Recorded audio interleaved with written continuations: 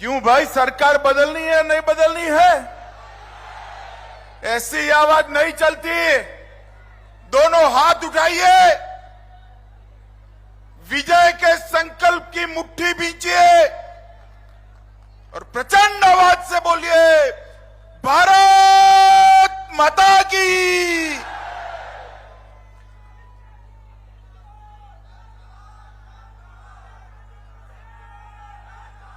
मैं सबसे पहले हमारे सभी प्रत्याशियों का परिचय कराता हूं। आप सभी लोग नारा लगाकर हमारे प्रत्याशियों का स्वागत करेंगे। राजनांदगांव से हमारे पूर्व मुख्यमंत्री डॉक्टर रमन सिंह जी इस बार विजयी होकर आने वाले हैं। डोंगरगांव से श्री भरत वर्मा, भरत जी अभिवादन करिए। डोंगरगढ़ से श्री विनोद खांडेकर जी, ताली बजाओ विनोद जी के लिए। खुजी से बहन गीता साहू, ताली बजाइए गीता जी के लिए। अरे महिलाओं, जरा जोर से ताली बजाओ। खैरागढ़ से श्री विक्रांत सिंह जी, मानपुर से श्री संजय शाह जी। संजीव भाई हाथ ऊपर करो।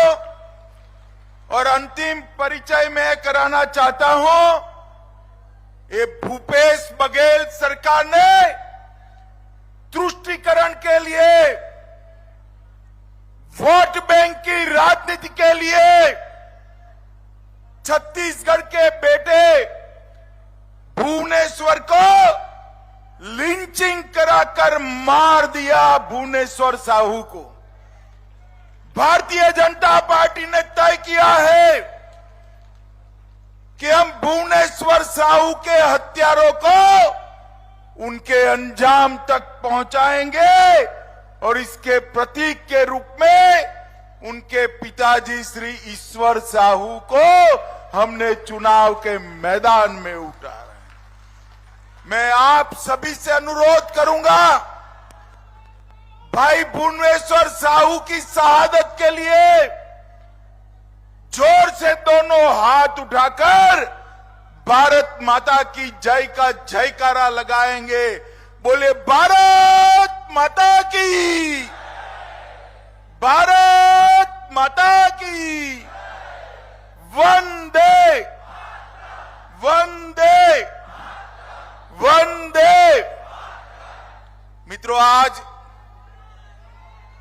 राजनांदगांव में हमारे सारे प्रत्याशियों के नामांकन की रैली में एक विशाल जन समूह मेरे सामने है।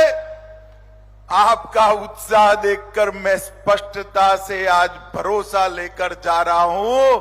मोदी जी को भी शाम को बताऊंगा कि 3 दिसंबर में कमल खिलने वाला है, कमल खिलने वाला।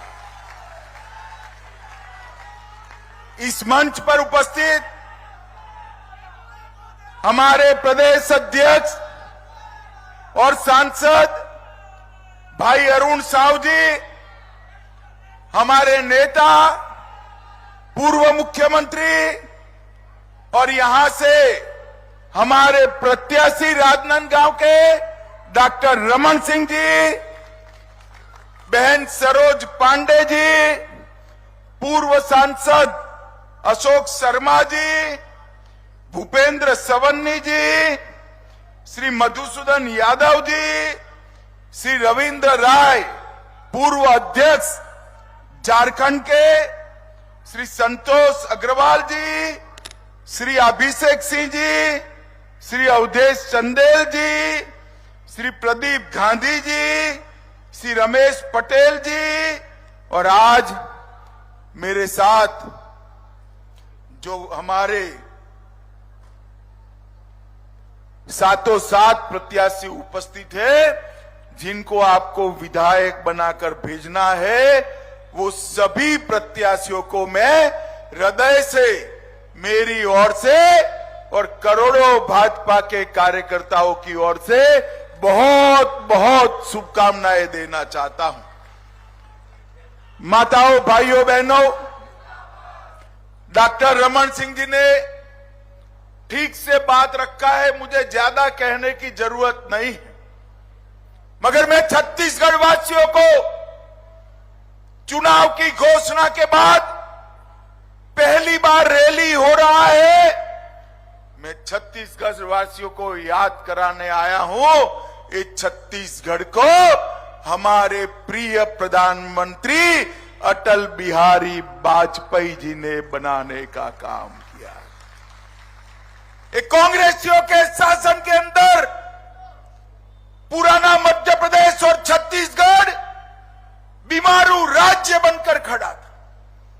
छत्तीसगढ़ को अटल जी ने बनाया और जब हमारी सरकार बनी, डॉक्टर रमन सिंह इसके मुख्यमंत्री बने, 15 साल में ये बीमारू राज्य को विकसित राज्य बनाने का काम डॉक्टर रमन सिंह जी ने किया। छत्तीसगढ़ के अंदर 15 साल में ये राजनांदगांव, और चाहे छत्तीसगढ़ के पिछड़ा वर्ग बहुल क्षेत्र हो, दलित भाई जहां रहते हो वो क्षेत्र हो, दुर्ग और भिलाई के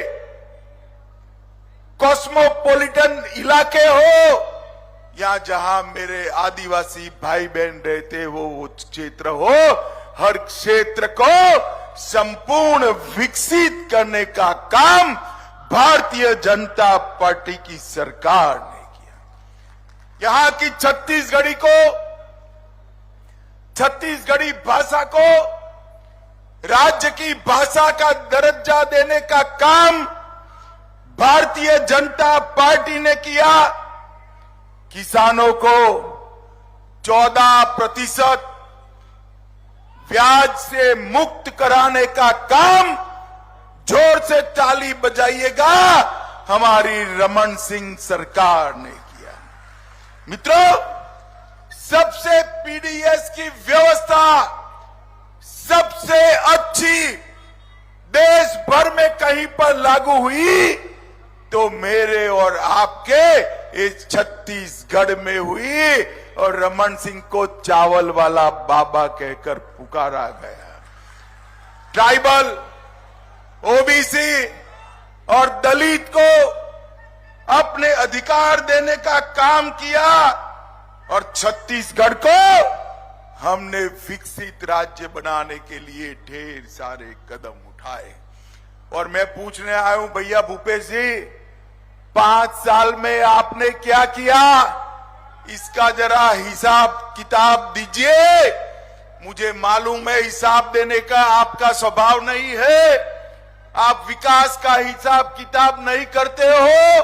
बेचारे ताम्रध्वज साहू और राजा साहब से हिसाब किताब करने में पड़े हो, आप विकास का हिसाब नहीं कर सकते हो। मित्रों, आने वाला चुनाव एक सरकार बनाने का चुनाव नहीं, आने वाला चुनाव विधायक चुनने का चुनाव नहीं है। आने वाला चुनाव मोदी जी के नेतृत्व में स्वर्णिम भविष्य वाले छत्तीसगढ़ बनाने का चुनाव है। हर छत्तीसगढ़िया ने एक एक वोट मोदी जी के नेतृत्व में स्वर्णिम छत्तीसगढ़ बनाने के लिए देना है। छत्तीसगढ़ हमारे 15 साल के शासन में खाद्य और पोषण सुरक्षा देने वाला भारत का सबसे पहला राज्य बना। कौशल विकास उसका अधिकार देने वाला सबसे पहला राज्य बना। 150 दिन तक, जोर से ताली बजाइएगा, 150 दिन तक रोजगारी देने वाला सबसे पहला राज्य बना। महिला मजदूरों को मातृत्व अवकाश देने वाला पहला राज्य बना और माताओं बहनों को पंचायत चुनाव में 50% आरक्षण देने वाला पहला राज्य भी ये बना। इन्होंने छत्तीसगढ़ को कांग्रेस ने बीमारू राज्य बनाकर छोड़ा था। हमने इसको एजुकेशन हब बनाया, पावर हब बनाया, सीमेंट हब बनाया, इस्पात हब बनाया और हेल्थ केयर का भी एक बहुत बड़ा सेंटर बनाने का काम किया। NEET, NIT, IIT, IIIT, IIM, AIIMS और लाइवलीहुड कॉलेज देश में सबसे पहले बनाने का काम भारतीय जनता पार्टी ने किया। और मित्रों, भूपेश जी ने क्या किया? 5 साल से 30% भूपेश कक्का सरकार चलाने का काम ये भूपेश जी ने किया। मित्रों, भूपेश बघेल ने छत्तीसगढ़ को कांग्रेस के दरबार का एटीएम बनाकर रखा है, एटीएम बनाकर रखा है। छत्तीसगढ़ के मेरे आदिवासी युवा के अधिकार का पैसा दिल्ली दरबार की कांग्रेस की तिजोरी में जाता है। दलित युवा का पैसा दिल्ली दरबार की कांग्रेस की तिजोरी में जाता है और मेरे पिछड़ा वर्ग के युवा भाइयों बहनों का अधिकार भी ये इनके एटीएम के थ्रू दिल्ली में जाता है। और मैंने करप्शन का ऐसा, जैसे फूड चेन बनते हैं ना, कोई पिज्जा का फूड चेन बनाएगा, कोई पाव भाजी का बनाएगा, इन्होंने करप्शन का पटवारी से लेकर मुख्यमंत्री तक का पूरा करप्शन चेन बना दिया है जो दिल्ली तक जाता है। शर्म आनी चाहिए आपको, शर्म आनी चाहिए। और मैं आपको बताता हूं, घोटालों की इतनी बड़ी सूची मैंने मेरे सार्वजनिक जीवन में कहीं नहीं देखी।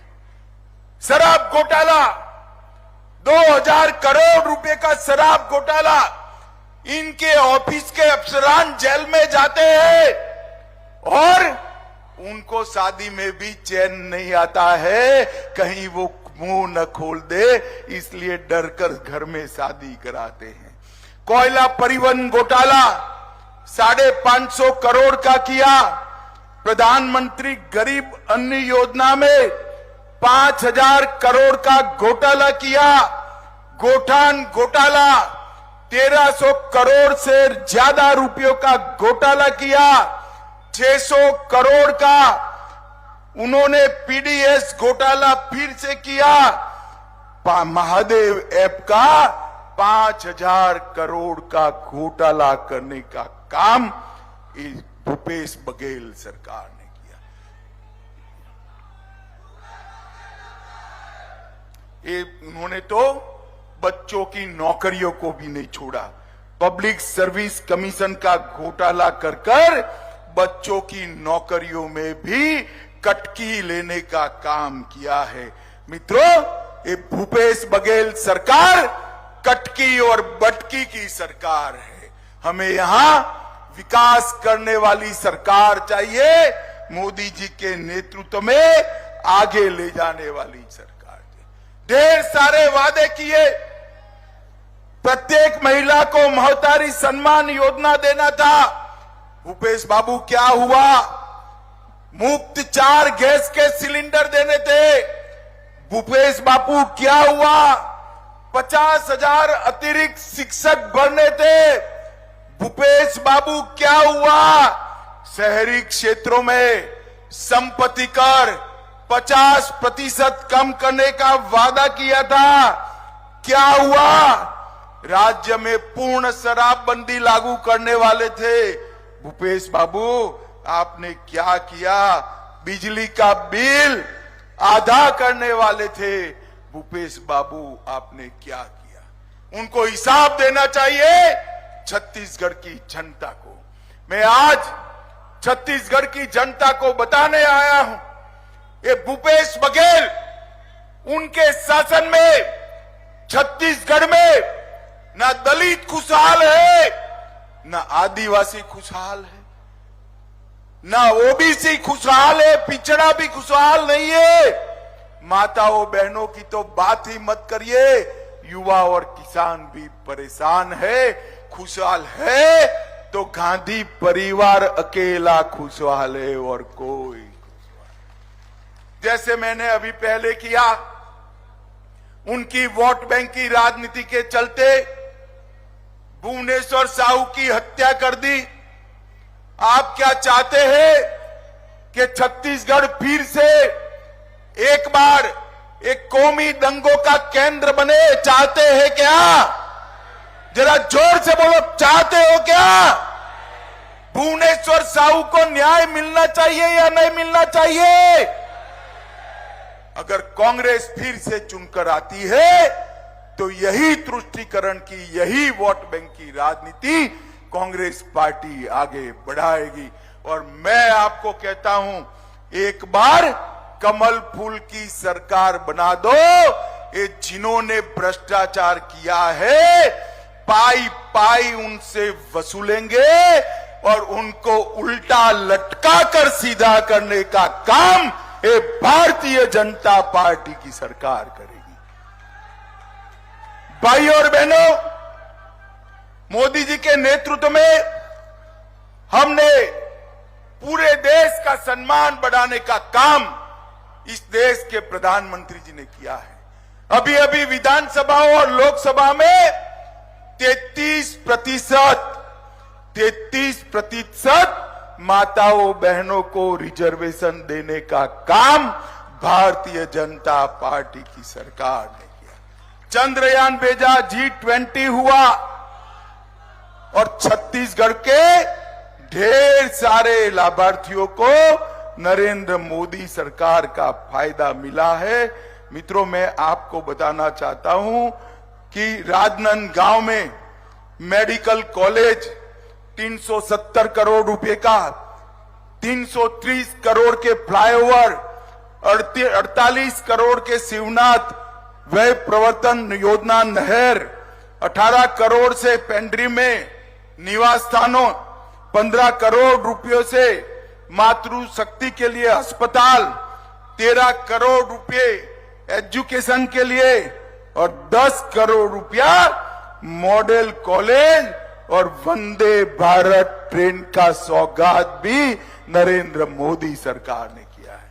और मैं आज भूपेश जी को पूछना चाहता हूं, भूपेश जी, 2004 से 14 केंद्र में यूपीए की सरकार थी, कांग्रेस की सरकार थी, क्या दिया आपने छत्तीसगढ़ को?